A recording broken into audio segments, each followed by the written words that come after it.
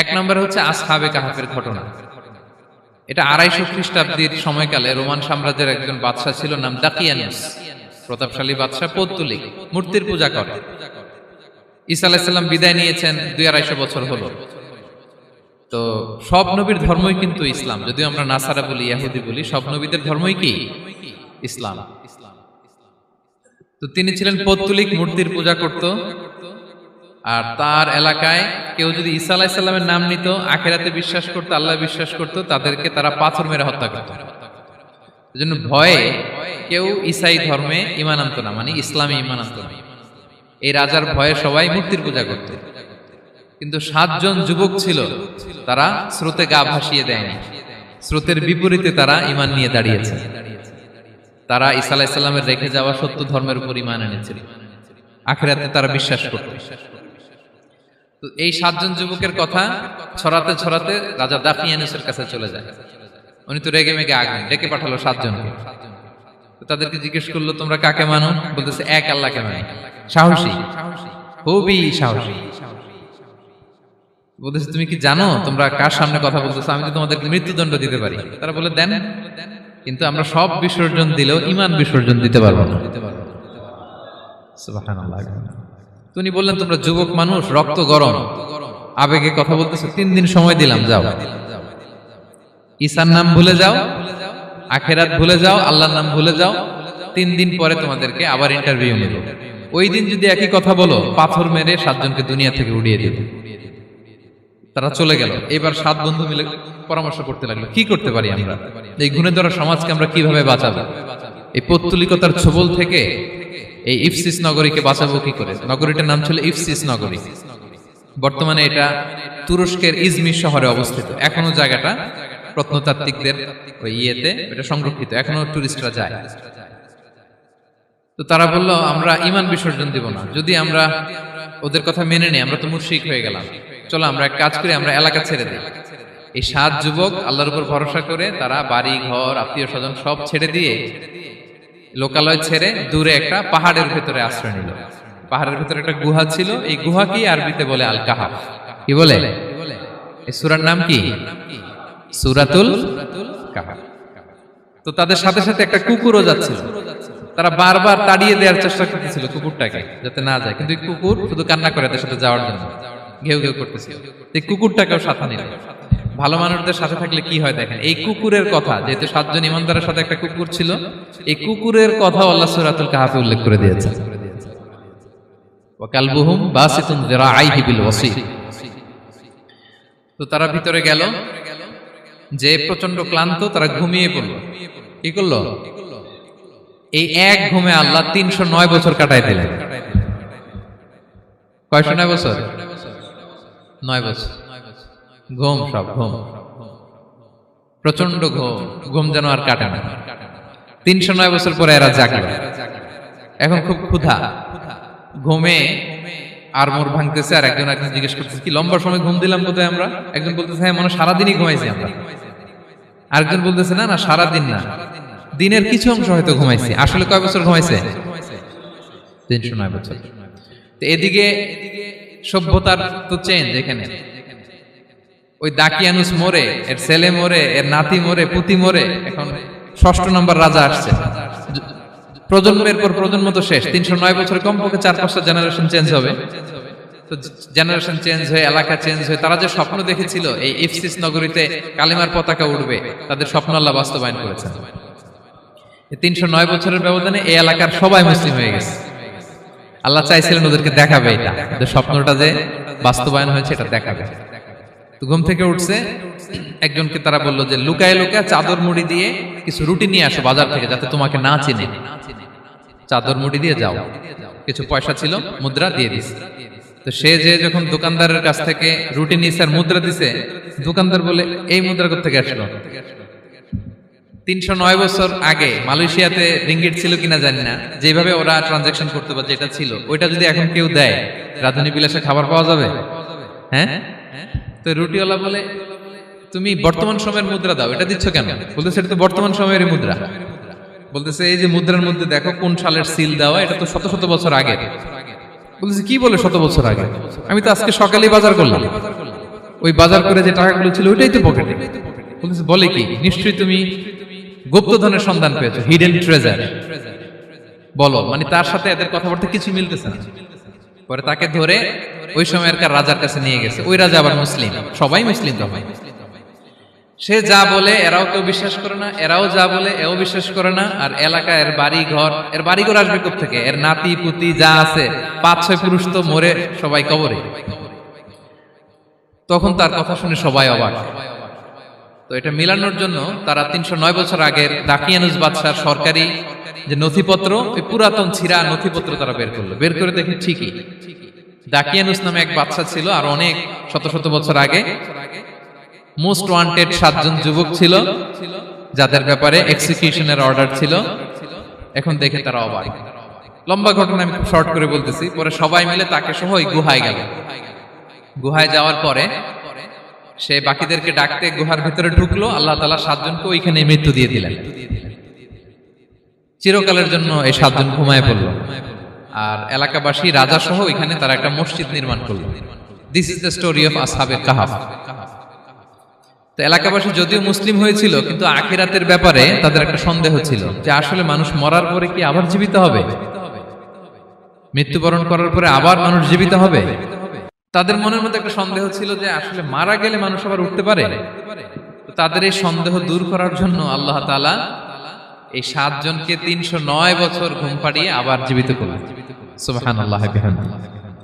তাহলে ঈমান কিভাবে বাঁচাতে হয়, এটার প্রেরণা আমরা এই 7 যুবকের কাছ থেকে পাই। এখানে যেটা আমরা শিখি প্রিয় ভাইরা, 1 নম্বর লেসন হচ্ছে আমাদের গুড কোম্পানি লাগবে, রাইটাস পিপল, মানে আমাদের সার্কেলটা ভালো হইতে হবে। তাদের 7 জনের সার্কেলটা খুব ভালো ছিল, ফলে তারা বিপথে যায় নাই এবং তারা এমন শক্ত সিদ্ধান্ত নিয়েছে যে আল্লাহ তাআলা সেটাতে বরকত দিয়েছেন, গোটা সমাজকে আল্লাহ তাআলা চেঞ্জ করে দিয়েছেন। এটা হচ্ছে 1 নম্বর লেসন। আপনি ঈমান বাঁচাতে হলে আপনার সার্কেল ভালো লাগবে। খুঁজবেন যে এলাকায় যাবেন ওখানে নামাজি সার্কেল কারা আছে, ওখানে জ্ঞানী গুণী সার্কেল কারা আছে, ওখানে ভালো কাজ করতে চায়, একে অপরকে সহযোগিতা করে, কল্যাণের পথের যাত্রী কারা আছে খুঁজতে হবে আপনাকে। খুঁজে ওই সার্কেলে আপনি যুক্ত হবে, তাইলে ঈমান বাঁচানো যাবে। ক্লিয়ার? 2 নাম্বার হচ্ছে conflict between believers and disbelievers it's universal. সত্য মিথ্যার লড়াই এটা চিরন্তন, আজীবন থাকবে। এটা ওনাদেরও ছিল, এখনো আমাদের লড়াই করে যেতে হচ্ছে, আমাদের ভবিষ্যৎ প্রজন্মও করবে। এই লড়াইটা আমরা করে যেতে চাই। কি বলেন? হ্যাঁ, থামা যাবে না? আমরা থামতে আসি নাই, আমরা এই লড়াইটা করে যাব। আমরা সত্যের কথা বলেই যাব ইনশাআল্লাহ। বলেন। 3 নাম্বার হচ্ছে যে লেসনটা আমরা পাই, অনেকগুলো লেসন, আমি খুব প্রেসাইজলি বলতেছি। যুবকরা চাইলে একটা সমাজকে পাল্টে দিতে পারে। এই পৃথিবীতে যত বড় বড় বিপ্লব হয়েছে এগুলো যুবকরা এনেছে। তারা হচ্ছে সভ্যতা গড়ার কারিগর। আসহাবে কাহাফ আমাদের এই সময়ের নওজওয়ানদের জন্য প্রেরণা। তারা আমাদের জন্য প্রেরণার বাতিঘর। তারা যেমনি ঈমানকে রক্ষা করেছে, আমাদের যুবকরা চাইলেও তাদের ঈমানি চেতনাতে স্পিরিট দিয়ে সমাজটাকে পাল্টে দিতে পারে। কি বলেন? এখানে বেশিরভাগই তো যুবক। হ্যাঁ, গুড সার্কেলে থাকবেন তো আপনারা? সত্যের পক্ষে সবাই থাকবেন তো? আল্লাহ তাআলা কবুল করুন। আচ্ছা, এবার 2 নাম্বার ছিল সম্পদের ফিতনা, কিভাবে বাঁচবেন। আসহাবে কাহাফের পরে সূরা কাহাফে আল্লাহ তাআলা একজন বাগানওয়ালার ঘটনা বলেছে। 2 জন বন্ধু, একজন একটু গরিব, সে বিশ্বাসী, আরেকজন ধনী, সে অবিশ্বাসী। তাকে আল্লাহ তাআলা বিশাল বড় খেজুরের বাগান আর আঙ্গুরের বাগান দিয়েছেন, বিশাল বড়, অনেক বড় বিজনেস ম্যাগনেট। তো এই সম্পদের অহংকার সে করত। সে প্রায় তার গরিব বন্ধুকে বলতো যে তোর চেয়ে আমার সম্পদও বেশি, সন্তানও বেশি, জনবল বেশি, লোকবল বেশি, অর্থবল বেশি, সব বেশি। অহংকারে তার পা মাটিতে পড়তো না। আর সে আখিরাতে অবিশ্বাস করত এবং সে বলতো যে এই সম্পদ আমারে বাঁচাবে, চিরকাল আমাকে স্মরণীয় করে রাখবে, এই সম্পদ কোনোদিন যাবে না। অনেক বড় বড় ধনীরা আছে, তারা এরকম মনে করে যে আমি এত বড় সিআইপি, হ্যাঁ, আমি এত বড় বিজনেস ম্যাগনেট, এই দিন বোধহয় আর চেঞ্জ হতে পারে না, আমার আজীবনই বোধহয় এত পাওয়ার থাকবে, এত সম্পদ থাকবে। এটা ভুল ধারণা। এটা কি ভুল ধারণা? এই যে তুরস্কে দুর্ভিক্ষ হইল না, আপনারা দেখছেন না যে অনেক সম্পদের মালিক বাড়ি ঘর ভেঙে রাস্তার ফকির। এখন ওই যে রিফিউজিদের জন্য যে খাবার আসছে ওখানে লাইনে দাঁড়াইছে, কারণ এখন লাইনে না দাঁড়ালে খাবারও তো মিলবে না। 1000 কোটি টাকার মালিক ছিল, ভেঙে চুরে সব শেষ। এখন রিলিফের নেয়ার জন্য দুস্থদের কাতারে ওখানে দাঁড়াইছে, কারণ দাঁড়াইলেই কিছু খাবার পাওয়া যাবে, খিচুড়ি পাওয়া যাবে, তা না হলে তো খাবারটাও মিলবে না। এই যে বঙ্গবাজারে আগুন লাগলো আমাদের বাংলাদেশে, 20টা-25টা দোকান ছিল অনেকের যাদের অন্যান্য বিজনেস আছে তারা হয়তো সার্ভাইভ করতে পারতেছে, কিন্তু এমন অনেক ব্যবসায়ী ছিল সব শেষ, জ্বলে পুড়ে তার টাকা পয়সা পুঁজি স্বপ্ন সব শেষ। তো ধনীকে গরিব বানাতে আল্লাহর 1 সেকেন্ডও লাগে না। ওই বিশাল প্রাসাদ থেকে টেনে ভাঙ্গা থালা হাতে দিয়ে রাস্তায় নামাইতে আল্লাহর কয় সেকেন্ড লাগে বলেন তো? 1 সেকেন্ডও লাগে না। সো এই লেসনটা কিন্তু আমাদের নিতে হবে। এবং ওই ব্যক্তির নসিবে তাই ঘটেছিল, সে যখন অহংকার করতেছিল আল্লাহ তাআলা আকাশ থেকে হুসবান একটা আগুন পাঠালো, ওই আগুন এসে তার আঙ্গুরের বাগান, তার খেজুরের বাগান, বিশাল মাইলকে মাইল এই বাগান জ্বালিয়ে পুরো মুহূর্তের মধ্যে সারখার করে, এবং মুহূর্তের মধ্যে সে পথের ভিখারি, ফকির। এই ঘটনাটা এনে আল্লাহ তাআলা সম্পদশালীদেরকে রিমাইন্ডার দিলেন যে এই সম্পদের ফিতনায় তোমরা পড়ে যেও না। আমরা সম্পদশালী হলে বাস্তবতা অনেক সময় ভুলে যাই। সূরাতুল হুমাজাতে আল্লাহ তাআলা বলেন ইয়াহসাবু আন্না মালাহু আখলাদা, সম্পদশালীরা মনে করে এই সম্পদ আমাকে চিরকাল বাঁচিয়ে রাখবে, চিরকাল বোধহয় এই সম্পদ আমার হাতে থাকবে। না, এটা হাতের ময়লা, আজ আছে কাল নাই, যে কোনো সময় চলে যেতে পারে। এটা হচ্ছে ম্যাটেরিয়ালিস্টিক আউটলুক, বস্তুবাদী চিন্তা থেকে এই আমাদের ধনী ভাইদের এই সমস্যাটা হয়, ভোগবাদী চিন্তার প্রভাব আর কি। সম্পদ যখন হাতে থাকে ধরাকে সরাজ্ঞান করে, মনে করে যে সবই আমার কন্ট্রোলে। না, আপনারে ওই গরিবের কাতারে আনতে, ওই রিলিফের সম্পদ নেয়ার জন্য ওই লাইনে দাঁড় করাইতে আল্লাহর 1 সেকেন্ডও লাগে না, এটা খেয়াল রাখতে হবে। আমরা যখন প্রাইভেট কারে চড়ি মাঝে মাঝে অনেকে এসে হাত পাতে, এদেরকে ছোট করা যাবে না। গল্পটা আল্লাহ ভিন্ন করতে আল্লাহর 1 সেকেন্ডও লাগে না। ওইদিকে আমি দাঁড়ায় হাত পাততাম আর উনি প্রাইভেট কারে বসে থাকতো, আল্লাহ চাইলে এরকম করতে পারতেন না? পারতেন। তো এখান থেকে আমাদের জন্য শিক্ষা হচ্ছে সম্পদ এটা ক্ষণস্থায়ী, আজ আছে কাল নাই, এটা ক্ষণস্থায়ী, এটাকে এভারলাস্টিং মনে করা যাবে না। এভারলাস্টিং হচ্ছে আখিরাত, ওয়ালাল আখিরাতু খায়রুল লাকা মিনাল উলা, আখিরাত তোমার জন্য দুনিয়ার চেয়ে শ্রেষ্ঠ। এবং আল্লাহ তাআলা দৃষ্টান্ত একটা দিয়েছেন যে দুনিয়ার জীবনটা হচ্ছে কামা, ওই পানির মতো যেটা আনজালনাহু মিনাস সামা, আকাশ থেকে নাজিল করেছি। ওই পানি ক্ষেতের মধ্যে পড়ে ফসল, ফুল ফসল হয়েছে, এরপরে যখন ফসল কাটা হয় ওই ক্ষেত খামার এগুলো তৃণলতা হয়ে যায়, ভুসির মতো হয়ে যায়, তখন বাতাসের ঝাপটায় একবার এদিকে যায় একবার ওদিকে যায়। অনেক লম্বা উপমা, আমি সংক্ষেপে বললাম। তো শেষ আউটপুটটা হচ্ছে এটা, সম্পদ এটা মুহূর্তেই চলে যেতে পারে। সম্পদ উপার্জন জায়েজ আছে, মুসলিমরা সম্পদ উপার্জন করতে পারবে, কোনো অসুবিধা নাই। আপনি যদি ধনী হন এটা ভালো, ফলে আপনি যাকাত দিতে পারবেন, অসহায় দুস্থদের সহায়তা করতে পারবেন, কন্ট্রিবিউট করতে পারবেন। আপনি সম্পদ হাতের মুঠোয় নেবেন, কন্ট্রোল করবেন, কিন্তু এই দিকে স্থান দিবেন না, দ্যাটস ইট, তাহলেই হবে। আমরা সম্পদ কি করতে পারবো? উপার্জন করতে পারবো, কিন্তু হৃদয়ে স্থান দিতে পারবো না। হৃদয়ে স্থান থাকবে আখিরাতের।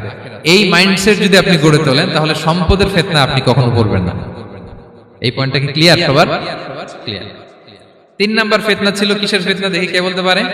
প্রথমটা হচ্ছে বিশ্বাস বা ঈমানের ফিতনা, 2 নাম্বার হচ্ছে সম্পদের ফিতনা, 3 নাম্বার জ্ঞানের ফিতনা। জ্ঞানেরও কিন্তু ইলমেরও একটা গরম আছে, যার ইলম আছে তার মধ্যে এই সমস্যাটা কাজ করে। সেটার জন্য আল্লাহ তাআলা মুসা আলাইহিস সালাম, খিজির আলাইহিস সালামের ঘটনা বলেন। আমি খুব সংক্ষেপে বলবো, সময় কম। মুসা আলাইহিস সালাম হচ্ছে বনি ইসরাইলের নবী, আর খিজির আলাইহিস সালাম কেউ বলেছেন নবী, কেউ বলেছেন আল্লাহর ওলি। আসলে আরবিতে ওনার নাম খদির, আমরা বাংলায় বলি খিজির। খদির মানে সবুজ। উনি যে কোনো জায়গায় বসলে ওখানে মরা গাছ লতা পাতা এগুলো সবুজ হয়ে যেত, অনুর্বর এলাকার উপর দিয়ে হেঁটে গেলে ওটা উর্বর হয়ে যেত। তো মুসা আলাইহিস সালাম একবার ওয়াজ করতেছেন এইভাবে বনি ইসরাইলের সামনে, খুতবা দিচ্ছেন। হঠাৎ এক লোক দাঁড়ায় বলে, ইয়া নবী আল্লাহ, মান আ'লামু ফিল আরদ, বর্তমান পৃথিবীতে সবচেয়ে জ্ঞানী কে?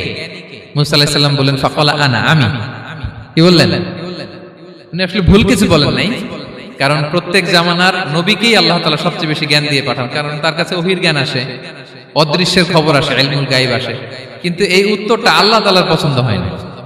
আল্লাহ তাআলা চাচ্ছিলেন মুসা যদি বলতো আল্লাহ তাআলাই জানে কি জ্ঞানী বা আল্লাহই সবচেয়ে জ্ঞানী, এরকম হলে ভালো হতো। কিন্তু মুসা আলাইহিস সালাম কি বলছে? আমি। এখন প্রশ্ন করলো সবচেয়ে বড় জ্ঞানী কে? উনি কি বললেন? আমি। এই যে আমি এটাতে ঝামেলা আছে। আমি বড়, আমি জানি, আমি সব, দিস ইজ প্রবলেমেটিক। আল্লাহ এটা পছন্দ করলেন না। আল্লাহ তাআলা মুসা আলাইহিস সালামকে বললেন, মুসা তুমি যে বলছো তুমি জ্ঞানী না, তুমি জ্ঞানী না, তোমার চেয়ে বড় জ্ঞানী আছে। মুসা আলাইহিস সালাম বলে, তাই নাকি? আমার চেয়ে বড় জ্ঞানী কে? তো আল্লাহ তাআলা বললেন, ইযহাব ইলা মাজমাইল বাহরাইন, দুই সাগর বা দুই নদীর মিলনস্থলে যাও, ওখানে আমার এক বান্দা আছে তোমার চেয়েও জ্ঞানী। মুসা আলাইহিস সালাম বললেন, তাই নাকি? তো আল্লাহ, আমি কিভাবে চিনব উনি কোথায় থাকে, কিভাবে বুঝবো? আল্লাহ বললেন, একটা বড় মাছ নাও, এটাকে ফ্রাই করো, এটাকে ফ্রাই করে একটা ঝুড়ির ভেতরে নাও, যেখানে এই মাছটা সাগরে ঢুকে যাবে ওখানে আমার বান্দাকে পাবে। তো উনি ওনার সহযোগী ইউশা ইবনে নুনকে নিয়ে হাঁটতে লাগলেন।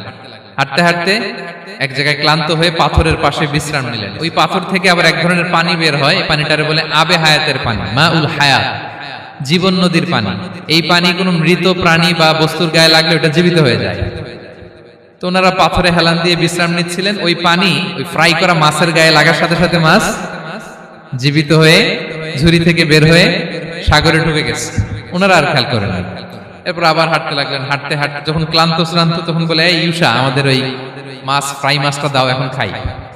ঝুড়ি খুলে দেখে মাছ নাই। মাছ গেল কোথায়? তখন ইউশা বলল, হয়তো আমরা যে পাথরের ওখানে বিশ্রাম নিয়েছিলাম ওখানে আমরা মিসিং, ওখানে হারাই ফেলছি। চলো চলো, আরে ওইদিকে তো যাইতে হবে আমাদের। উনি গেলেন, যে দেখে মাছ যে জীবিত হয়ে বালুর দিকে নাড়াচাড়া করতে করতে সাগরে ঢুকে গেছে, ওখানে দাগ আছে। মুসা আলাইহিস সালাম ঢুকলেন সুরঙ্গ, ঢুকে দেখে চাদর গায়ে দিয়ে এক লোক শুয়ে আছে। সালাম দিলেন, আসসালামু আলাইকুম। ওই লোক চাদর আর সরায় না, ভিতর থেকে বলতেছে, ওয়ালাইকুম আসসালাম। তো চাদরের ভিতর থেকে উনি বলে, মান আন, তুমি কে? মুসা আলাইহিস সালাম বললেন, আনা মুসা, আমি মুসা। উনি বলেন, মুসা বনি ইসরাইল, বনি ইসরাইলের মুসা? বলেন, হ্যাঁ। কেন এসেছো? এবার চাদর খুললেন। বলতেছে, আপনার কাছ থেকে কিছু শিখতে আসছি। আল্লাহ বলছে, আপনি নাকি সবচেয়ে বড় জ্ঞানী। আমি ভুল করে বলে ফেলছিলাম আমি। আল্লাহ বলছেন যে আপনি নাকি জ্ঞানী। বলতেছে, না, তুমি আমার জ্ঞান নিতে পারবে না, ওই ধৈর্য শক্তি তোমার নাই। মুসা আলাইহিস সালাম বললেন যে, আপনি যে কোনো শর্তে আমাকে একটু রাখেন কয়েকদিন, আপনার সাথে আমি রাজি। বললেন, না, তুমি পারবে না।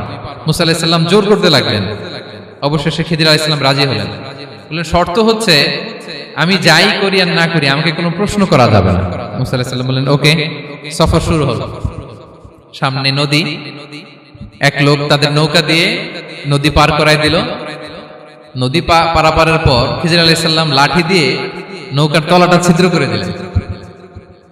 মুসা আলাইহিস সালাম বললেন, ইন্না লিল্লাহি, এটা আপনি কি করলেন? ওরা আমাদেরকে নদী পার করে দিল, আর যে ভাড়াটা আসছিল এটাও নিল না, আমাদেরকে সম্মান দেখালো, আপনি নৌকা ছিদ্র করে দিলেন। খিজির আলাইহিস সালাম বলছে, এই যে আমি বলছিলাম না তুমি ধৈর্য ধারণ করতে পারবে না, যাও, তোমার রাস্তায় তুমি, আমার রাস্তায় নেই। মুসা আলাইহিস সালাম আবার ক্ষমা চাচ্ছেন যে, আপনি আমার ক্ষমা করেন, আমি তো ভুলে গেছি, আর প্রশ্ন করবেন না। চলতে লাগলেন। হঠাৎ বাচ্চারা খেলতেছে, এক বাচ্চাকে ধরে হত্যা করলেন খিজির আলাইহিস সালাম। এবার তো মুসা আলাইহিস সালাম রেগে গেছে, আপনি করলেনটা কি? একটা নিষ্পাপ ফুলের মতো শিশুকে হত্যা করলেন। খিজির আলাইহিস সালাম বলে, এই যে আমি জানতাম যে তুমি ধৈর্য ধারণ করতে পারবে না, তোমার রাস্তা এক, আমার রাস্তা এক, যাও। এবার মুসা আলাইহিস সালাম করজোর করতেছে যে, this is the last chance, একটা ফাইনাল চান্স দেন, একটা সুযোগ দেন, আর আমি প্রশ্ন করব না, এটাই লাস্ট। বলেন, ওকে, ঠিক আছে। হাঁটতে হাঁটতে এক ইহুদি বসতির সামনে যে হাজির। দুজনই খুব ক্ষুধার্ত, খাবার চাইলো, এরা আবার কৃপণ, খাবার দিল না। তো খিজির আলাইহিস সালাম বললেন, ঠিক আছে, খাবার যেটা দিচ্ছেন আমরা চলে যাই। যাওয়ার পথে দেখতেছে এই এলাকার একটা দেয়াল ভেঙে পড়ে যাবে। তিনি বললেন, মুসা চলো এটা ঠিক করে দেই। দুইজন মিলে প্রচন্ড ক্ষুধায় এটা সেটা এনে দেয়ালটা তৈরি করতেছে। মুসা আলাইহিস সালাম তো এমনি রাগী, পেটে আবার ক্ষুধা, আবার বলছে কিছু বলাও যাবে না। তিনি এবার আর প্রশ্ন করেন, বলতেছে, ওরা এত কিপটামি করলো আর আপনি এটা করে দিলেন, আপনি তো চাইলে এটা টাকা নিতে পারতেন, পারিশ্রমিক নিতে পারতেন চাইলে।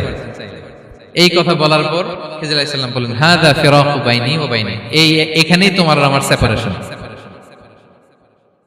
আর সামনে আগানো যাবে না, তোমার কোনো ধৈর্যই নাই। তো এতটুকু তোমাকে আমি বলি যে আমি একটাও আল্লাহর আদেশ ছাড়া করি নাই, আল্লাহর আদেশে আমি করেছি। কি? এক নম্বর হচ্ছে, ওই যে আমাদের ভাড়া নিতে চাইলো না, আমাদেরকে পার করে দিল, নৌকাটা ছিদ্র করেছি কারণ এই এলাকায় একজন জালিম বাদশা আছে, সে নৌকা পেলেই গরিব মাঝিদের নৌকা সিজ করে নিয়ে যায়। তো এটাকে যখন তলায় ছিদ্র করে দিছি, এই রাজার লোকেরা এসে দেখবে যে এটা তলা ছিদ্র, পানি ঢুকতেছে, এটা নিবে না, ওরা পরে সামহাও এটা রিপেয়ার করে চালাইতে পারবে। মুসা আলাইহিস সালাম বলে, সুবহানাল্লাহ, তাই তো, এটা তো আমি বুঝতে পারি নাই। আর ওই ছোট শিশুটাকে হত্যা করছি, ও অনেক বড় জালিম হবে এলাকা, তার ফিতনায় এলাকাবাসী তটস্থ থাকবে, সে তার মা বাবাকেও জাহান্নামে নেবে। এজন্য আল্লাহ তাআলা আদেশ দিয়েছেন আমাকে, আল্লাহর আদেশে আমি তাকে হত্যা করেছি। মুসা আলাইহিস সালাম বললেন, তাই তো, এটা তো অনেক ভালো কাজ করছেন। তাইলে তো বলতেছে, তাহলে ওইটা বলেন। খাবারও দিল না, এত কৃপণ, এদের দেয়াল কেন ঠিক করতে গেলেন আপনি? তখন তিনি বললেন যে আসলে এটা একটা ইয়াতিমদের ঘর ছিল, দুইটা ইয়াতিম শিশু, তাদের বাবা মা খুব ভালো ছিল, আর এই দেয়ালের নিচে আছে গুপ্তধন। এই দেয়ালটা পড়ে যাবে, এই গুপ্তধন তারা ছোট মানুষ নিতে পারবে না, এলাকাবাসী তাদেরকে বঞ্চিত করে নিয়ে যাবে। আমি দেয়াল গড়ে দিলাম যাতে করে তারা যখন প্রাপ্তবয়স্ক হয় নিজেদের সম্পদ নিজেরা বুঝে নিতে পারে। সুবহানাল্লাহ বিহামদিহি। মুসা আলাইহিস সালাম বলে, তাই তো, এগুলো তো আমি বুঝতে পারি নাই। তো এই ছিল খুব সংক্ষিপ্ত পরিসরে মুসা আলাইহিস সালাম খিজির আলাইহিস সালামের ঘটনা। তো রাসূল সাল্লাল্লাহু আলাইহি ওয়াসাল্লাম বুখারীতে একটা চমৎকার কথা বলেছেন। তিনি বলেছিলেন, ওয়াদিদনা আন্না মুসা সাবার হাত্তা ইউকাসসা আলাইনা মিন আমরিহিমা। রাসূল সাল্লাল্লাহু আলাইহি ওয়াসাল্লাম বলেছিলেন, ইস, আমার ভাই মুসা যদি আরেকটু ধৈর্য ধরতো তাহলে আরো কিছু অজানা তথ্য আমরা জানতে পারতাম। এখান থেকে, এই ঘটনা থেকে আমরা কি শিখলাম? প্রথম যেটা আমরা শিখলাম, জ্ঞান নিয়ে বড়াই করতে নেই, ঠিক কিনা? জানার কোনো শেষ নেই, জাননেওয়ালার উপরও জাননেওয়ালা আছে, জ্ঞানীর উপরও জ্ঞানী আছে। আপনি কিছু জেনেই মনে করবেন না আমি সব জানি। আপনার চাইতেও বেশি জ্ঞানী অনেকে আছে। অনেক সময় বক্তার চাইতেও শ্রোতারা অনেক জ্ঞানী। হয়তো এখানে এমন অনেক জ্ঞানী লোক আছে যার ধারে কাছেও আমরা কেউ নেই, হতে পারে। সো আমি সব জানি, এটা ভুল, এটা শয়তান বলে। এটা কে বলে? শয়তান বলে। আবু নাওয়াস একটা কবিতা লিখেছেন, ওয়াকুল লিমান ইয়াদঈ ফিল ইলমি ফালসাফাতান হাবাসতা শাইআন ওয়া গাবাত আনকা আশিয়াউ। কেউ যদি বলে আমি সব জানি, তুমি তাকে বৃদ্ধাঙ্গুলি দেখিয়ে বলো আপনি কিছুই জানেন না, আপনি অল্প কিছু জেনেছেন, জানার এখনো অনেক বাকি। তাহলে মুসা আলাইহিস সালামের এই ঘটনা জিজ্ঞেস করা হলো, কে জ্ঞানী? উনি বললেন, আমি জ্ঞানী। এরকম কি আমরা কখনো বলবো? না। সবচাইতে বড় জ্ঞানী কে? ওয়া ফাওকা কুল্লি যী ইলমিন আলিম। সবচাইতে বড় জ্ঞানী আল্লাহ তাআলা। সো জ্ঞান নিয়ে আমরা অহংকার করব না। দুই নাম্বার যে শিক্ষাটা আমরা পাই, ওই যে নৌকা দিয়ে পারাপার হচ্ছিল, তখন একটা চড়ুই পাখি এসে সাগরের মধ্যে মুখ দিয়েছিল। তো খিজির আলাইহিস সালাম বললেন, মুসা, তুমি কি চড়ুই পাখিটা দেখতে পাচ্ছ? হ্যাঁ, দেখতে পাচ্ছি। চড়ুই পাখিটা যে সাগরে মুখ দিলে দেখতে পাচ্ছ? হ্যাঁ, দেখতে পাচ্ছি। তখন খিজির আলাইহিস সালাম বললেন, চড়ুই পাখিটা সাগরে মুখ দিয়ে পানি খাওয়ার পরে চড়ুই পাখির ঠোঁটে বা চঞ্চুতে যতটুকু পানি লেগে আছে, এই পানিটা হচ্ছে তোমার, আমার এবং মহাবিশ্বের আমাদের সকলের জ্ঞান। আর এই মহাসাগরের সকল পানি হচ্ছে আল্লাহ তাআলার জ্ঞান। আল্লাহ তাআলা বলেছেন, ওমা উতিতুম মিনাল ইলমি ইল্লা কালিলা। আমি তোমাদেরকে একেবারে অল্প জ্ঞান দিয়েছি, একেবারে অল্প। এই রহস্যে ঘেরা এই মহাবিশ্বের অনেক কিছু আমাদের অজানা। প্রিয় ভাইরা, আমরা অনেক কিছু জানি না, আমাদের এই লিমিটেড নলেজে এগুলো ধরে না, তারপর আমরা জ্ঞানের বড়াই করি। আপনারা উপমাটা বুঝতে পারছেন? একটা নৌকা থেকে চড়ুই পাখি ঠোঁট দিয়ে পানি খাচ্ছে, পানি খাওয়ার পরে স্বভাবতই চড়ুই পাখির ঠোঁটে একটু পানি তো লাগবে।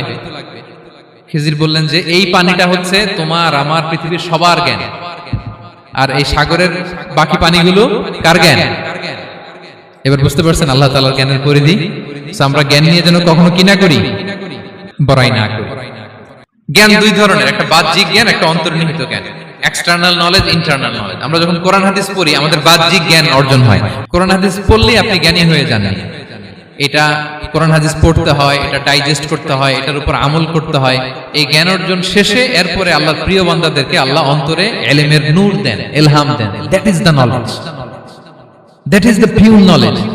আপনি হাফেজে কোরআন হয়ে ভাবেন না আপনি সব জানেন, আপনি বুখারী মুখস্থ করে ভাবেন না সব জানেন। এই সব জ্ঞান অর্জন করার পরে ইলমের নূর হাসিল হয়, সেটা আল্লাহ সবারে দেয় না। সো এই অন্তর্নিহিত জ্ঞান, দূরদৃষ্টি, farsightedness, that is the pure knowledge. এটার জন্য বছরের পর বছর, যুগের পর যুগ সাধনা করতে হয়। সেটার জন্য এই জ্ঞান অর্জনের জন্য তিনটা জিনিস করতে হয় ইলমের নূর অর্জনের জন্য। কয়টা? এক হচ্ছে বিনয়, দুই হচ্ছে সফর, তিন হচ্ছে সবর। আবার বলি, এক হচ্ছে বিনয়, দুই হচ্ছে সফর, তিন হচ্ছে সবর। আল্লাহ তাআলা আল্লাহর নবীকে তাওরাত দেওয়ার পরেও আরো ট্রেনিং সেশন করাইছেন খিজির আলাইহিস সালামের কাছে। যাও, ওনার কাছে গেলে তুমি ছোট হবা, নত হবা। জ্ঞান যদি আমি নিতে চাই আমাকে ছোট হইতে হবে। ধরেন একটা গ্লাস থেকে একটা খালি গ্লাসে পানি ঢালবো, তো যেটাতে নেওয়া হবে এটা উপরে থাকলে হবে? যেই গ্লাসটার মধ্যে পানি আছে এটা উপরে থাকবে, ওইটা ব্ল্যাঙ্ক গ্লাসের মধ্যে পড়বে। আপনি নলেজ, ইলম নিতে চাইলে আপনাকে নিচে থাকতে হবে, উনি উপরে থাকবেন। আপনার শায়েখ আপনাকে দিবে, আপনার উস্তাদ আপনাকে দিবে, আপনার মুর্শিদ আপনাকে দিবে। বুঝতে পেরেছেন? তাহলে আমাদেরকে হাম্বলনেস লাগবে, শিখতে হইলে হাম্বল হইতে হয়, বিনয়ী হইতে হয়। আচ্ছা, 2 নাম্বার সফর করতে হয়। এটা আল্লাহ মুসা আলাইহিস সালামকে দিয়ে করাইছেন, যাও পিছে পিছে উস্তাদের পিছে পিছে ঘুরো। তো এজন্য সফর করতে হয়। এখন ঘরে বসে অনেক কিছু জানা গেল, উস্তাদের সান্নিধ্য লাগে, সফর করতে হয়। আমাদের ক্লাসিক আলেমরা হাদিস কালেকশনের জন্য শহরকে শহর সফর করতেন। এখনো আমাদের আলেমরা দেওবন্দে যায়, মিশরে যায়, মদিনায় যায়, এখানকার মালয়েশিয়ান স্টুডেন্টরাও দেশে বিদেশে যে নলেজ অর্জন করে। সফর আপনাকে লাগবে। তাহলে বিনয়, সফর, 3 নম্বরে কি সবর, ধৈর্যশীল হইতে হবে। দেখেন মুসা আলাইহিস সালাম বারবার প্রশ্ন করে ফেলতেছেন, বারবার ওয়াদা ভঙ্গ করতেছেন, এরকম করলে হবে না, ধৈর্য লাগবে।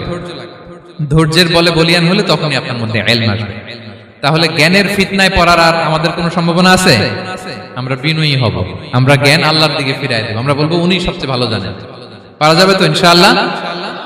আচ্ছা, আমি একেবারে শেষ পর্যায়ে চলে আসছি, 2 মিনিটের মধ্যে শেষ করে দিচ্ছি। 3 নাম্বার ছিল কিসের ফিতনা? 4 নাম্বার ক্ষমতার ফিতনা। এই ফিতনা থেকে বাঁচার জন্য সর্বশেষ আল্লাহ তাআলা যুলকারনাইনের ঘটনা বলেছেন। অনেক বড় বাদশা ছিলেন, পৃথিবীতে 4 জন বাদশা গোটা বিশ্ব শাসন করেছেন, 2 জন কাফির, 2 জন মুমিন। কাফির একজন হচ্ছে নমরুদ, যিনি ইব্রাহিম আলাইহিস সালামকে আগুনে ফেলেছিলেন। আরেকজন হচ্ছে বখতে নাসার, যাকে ইংরেজিতে বলে নেবুচারনেজার দ্য সেকেন্ড, দ্বিতীয় নেবুচারনেজার। তারা কোনো নির্দিষ্ট এরিয়ার বাউন্ডারির বাদশা না, গোটা বিশ্বের বাদশা ছিলেন। এই 2 জন কাফির। আর 2 জন বাদশা ছিলেন গোটা বিশ্বকে শাসন করেছেন, তারা ছিলেন মুমিন। একজন হচ্ছে সুলাইমান আলাইহিস সালাম, আল্লাহর নবী।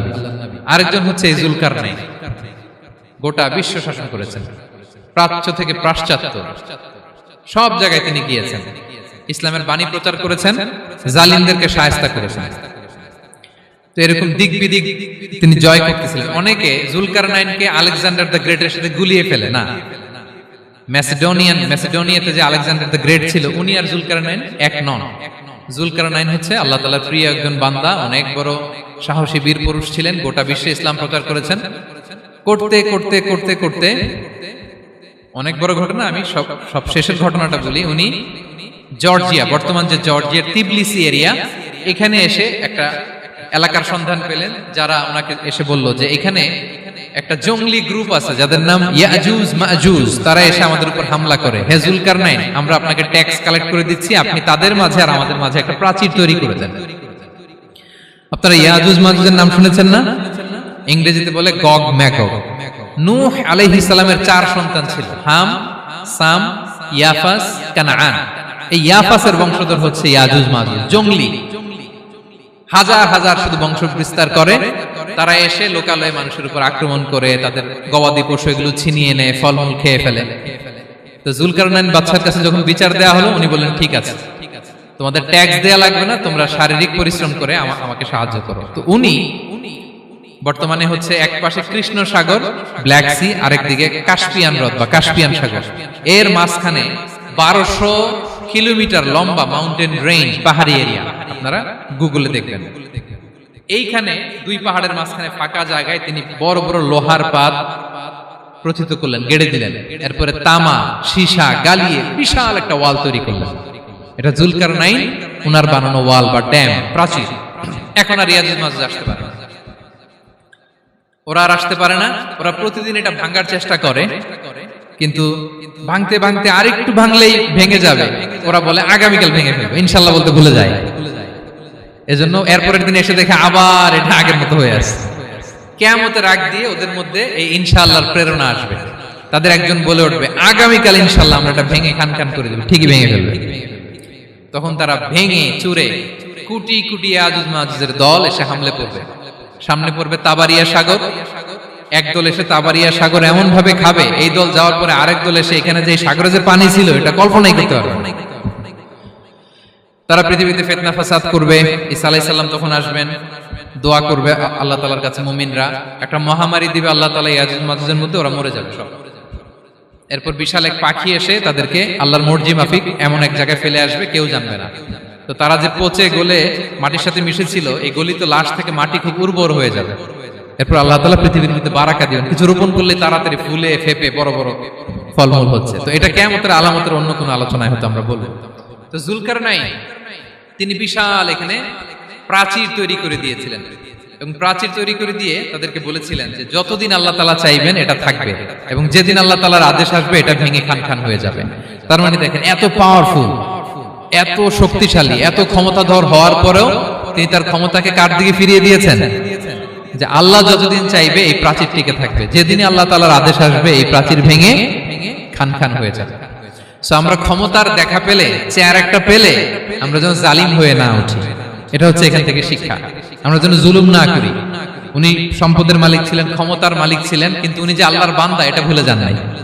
আমরা যখন ক্ষমতাশীল হই, আমরা যখন প্রধানমন্ত্রী হই, আমরা যখন প্রেসিডেন্ট হই, আমরা যখন পাওয়ারফুল হই, আমাদের সবচেয়ে বড় পরিচয় যে আমরা আব্দুল্লাহ, আল্লাহর গোলাম, এটা আমরা ভুলে যাই। আমাদের আসল পরিচয় কি? আমরা আল্লাহর গোলাম। আমরা যে আল্লাহর গোলাম, এই চিন্তাটা, এই সেন্সটা যদি আমাদের মাথায় থাকে, তাহলে ক্ষমতা আমাদেরকে দাম্ভিক বানাতে পারে না, আর ওই ক্ষমতা আমাদেরকে ফিতনায়ও ফেলবে না। তাহলে সম্মানিত সুধী, দাজ্জাল কয়টা জিনিস দিয়ে আমাদেরকে ফিতনায় ফেলবে? চারটা। দ্য ট্রায়াল অফ ফেইথ, ইমানের পরীক্ষা; দ্য ট্রায়াল অফ ওয়েলথ, সম্পদ দিয়ে পরীক্ষা; দ্য ট্রায়াল অফ নলেজ, জ্ঞানের পরীক্ষা; দ্য ট্রায়াল অফ পাওয়ার, ক্ষমতার পরীক্ষা। আর ইমানের পরীক্ষায় উত্তরণের জন্য আল্লাহ তাআলা আমাদেরকে এই সূরায় আসহাবে কাহফের ঘটনা শুনিয়েছেন, যে 7 জন যুবক তারা তাদের ঈমানকে হেফাজত করেছিল।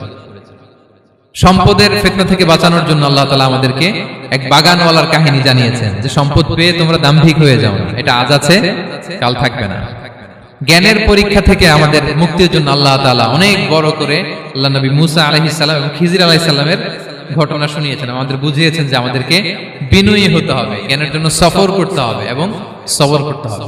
সবশেষে আল্লাহ তাআলা ক্ষমতার ফিতনা থেকে বাঁচানোর জন্য ক্ষমতাধর, আমরা তো একটা দেশের মালিক হই এখন, অমুক দেশের প্রেসিডেন্ট, অমুক দেশের প্রধানমন্ত্রী, উনি গোটা বিশ্বের প্রতাপশালী রাজা ছিলেন জুলকারনাইন, তারপরেও উনি যে আব্দুল্লাহ, উনি যে আল্লাহর গোলাম, এটা তিনি ভুলে যাননি।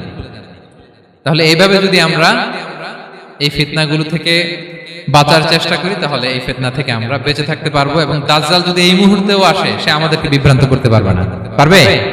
পারবে না ইনশাআল্লাহ। ইনশাআল্লাহ বলেন। আর ভবিষ্যতের সব কাজের আগে আমরা সবসময় কি বলবো? মনে থাকবে সবার?